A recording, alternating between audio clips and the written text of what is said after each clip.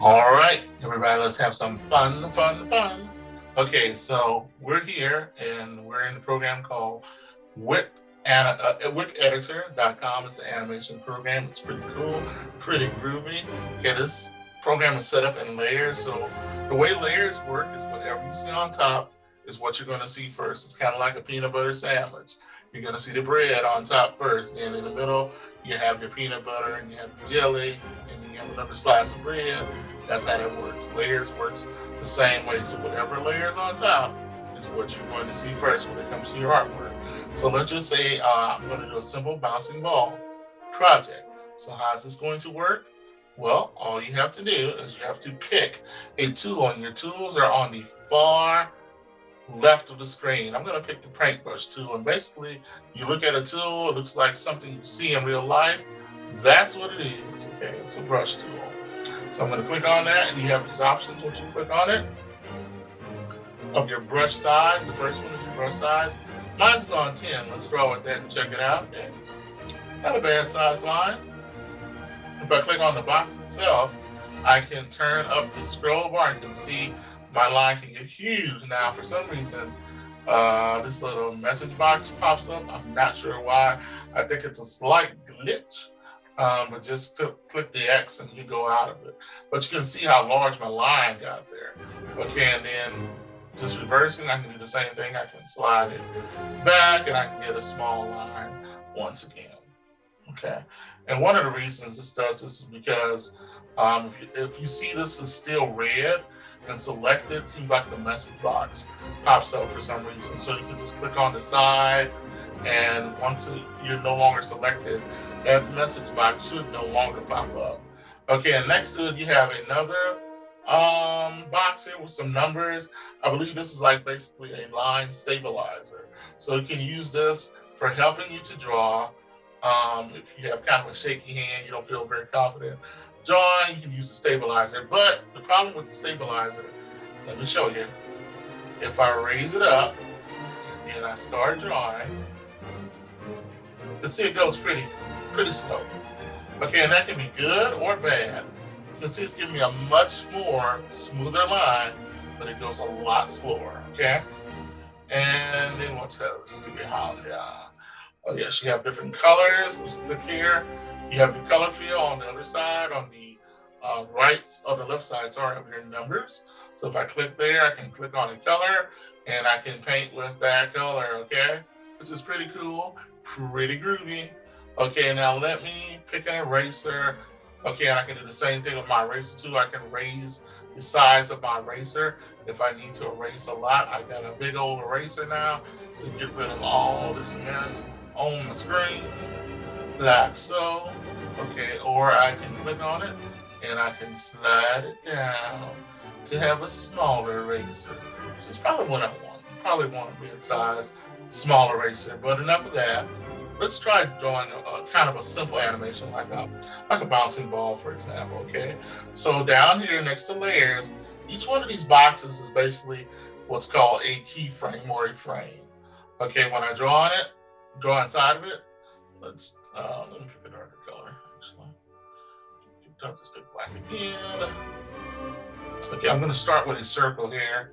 This will be like my bouncing ball, for example. Okay, there we go. And then what I can do next, I can click on these three circles here. This is for onion scanning.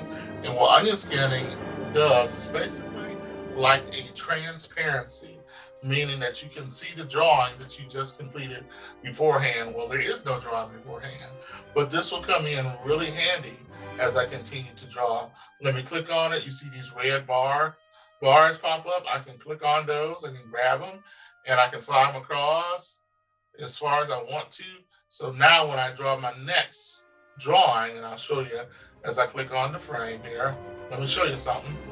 Okay, so now I'm going to draw this circle here. There we go. All right, so you can see the drawing before is ghosting, or in other words, it is keyframing. I can see the drawing underneath. And this helps me with my animation to keep it in line, to make sure things are kind of staying the same shape.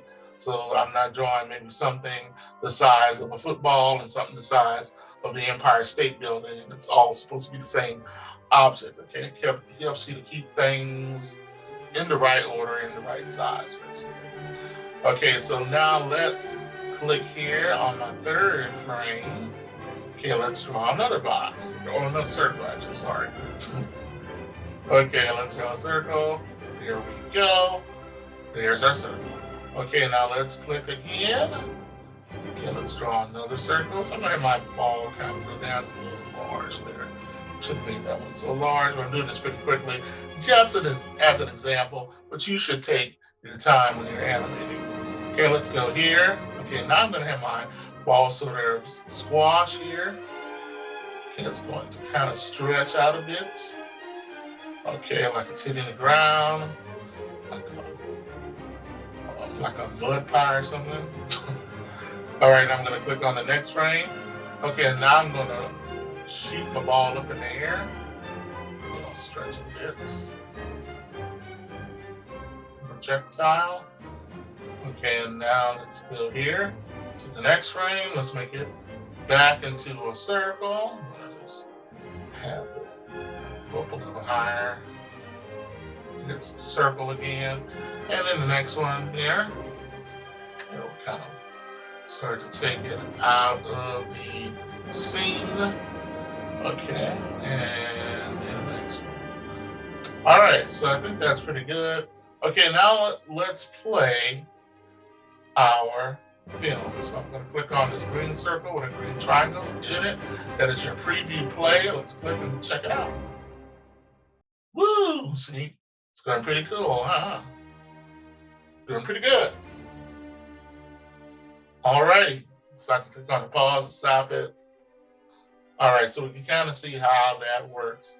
Okay, now if you want to have something maybe slower, then what you'd have to do, let me go to frame number 10. You have to just slow it down and repeat your frames. How does that work? Well, let me just draw a little cloud here in the middle. Like so. This cloud is one. Okay. Okay, let's say I want to repeat this shape. It's very easy to do. All I have to do is go to the top where the garbage can icon is. You've probably seen that before on your computer, like a little trash can for throwing stuff away. You have copy. It's like a square with a C in the middle of it. Click that on the drawing you just completed. Now click on your new blank frame or keyframe, and then click on paste. Okay, and now I've just pasted the drawing before into a new frame. And I can keep doing that as much as I want. However, you don't want to do it too much, I would say. About 4 times is the maximum, because otherwise it's just going to look like a static still drawing. Okay, you don't want that. So you can do it on 2s, 2s is recommended, or 4s, or just shoot it on 1s. That's fine too. Okay, now I'm going to click on the next one here. I think I'm going to shoot it on 2s. So I'm gonna create a new cloud drawing. Okay, and when I mean shoot it on 2s, that means I'm just gonna repeat the drawing 2 times and then create a new drawing. Okay, so 2 frames, new frame, 2 more times, and keep repeating. Okay, and then let's copy that. Go to the next frame, paste, go to our new frame, new drawing. Okay, yeah, I'll do something like this, spreading out. Maybe more. Okay, again, let's copy. Okay, new frame, paste. Okay, and now new frame. Let's do one more here. And I'll leave it at that. This is just an example. Okay. All right, so now let's copy that, new frame, paste, we done. All right, so that's it. We're just doing a little simple demonstration just to show you how this program works. Okay, let's play it back from the beginning. Let's turn off our onion scanning, see what's like a bunch of stuff is there. We need a clear screen. Let's click on our playback button, this green button here. Check it out. Okay, you can see it's moving a little bit, okay? Now the cloud is moving a little bit slower because it's shot again on 2s. The ball is shot on 1s, meaning it's just 1 drawing for each frame, whereas the cloud is 2 drawings. Okay, 2 frames. Or 1 drawing repeated twice. Hope that sounds a little bit better. All right, so that's how that works. Okay, now let's say, okay, I like this. I want to keep this. What do you do next? Well, what you have to do next is you have to click on, you can click on save. Actually, this program will automatically save stuff for you, which is really cool. And I hope they don't ever start charging for this program. It's free for now. But it's a pretty cool program. So just click on save. That will automatically download stuff to your computer. You can keep this file on hand. Okay, but it's still not a video file. So if we want to export this as some kind of video file, we have to go back. You have to click on export. Okay. Once you click on export, you can give it a name. Okay. And here's up top here, the generic name is my project. You might want to name it after yourself or something. Joe's cool project, Cindy's cool project, whatever you want to call it. And you can save this as an animated GIF. I'm sure you've seen those online, the little pictures that move around. Or you can save it as a video where you are exporting your animation as a video. It is up to you, and you can also do other things too as far as audio and images. So that's how that works. That's just a really quick run through. I hope you have fun working on your animation project, and I will talk with you again soon. Take care.